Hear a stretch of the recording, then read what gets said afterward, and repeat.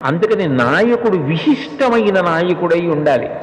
వి అన్న అక్షరానికి సంస్కృతంలో గొప్పది అన్న అర్థం ఉంటుంది, చెడ్డది అన్న అర్థం ఉంటుంది. అది సందర్భాన్ని బట్టి వి ఎలా వాడారు అన్నది చూసుకోవాలి. వినాయకుడు అంటే విశిష్టమైన నాయకుడు.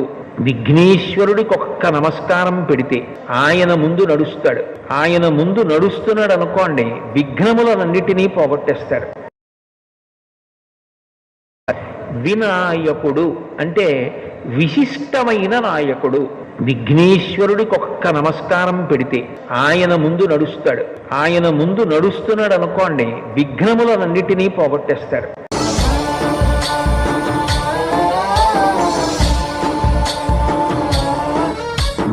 गणनायकाय गणदैवताय गणाध्यक्षाय धीमहि गुणशरीराय गुणमण्डिताय गुणेशाय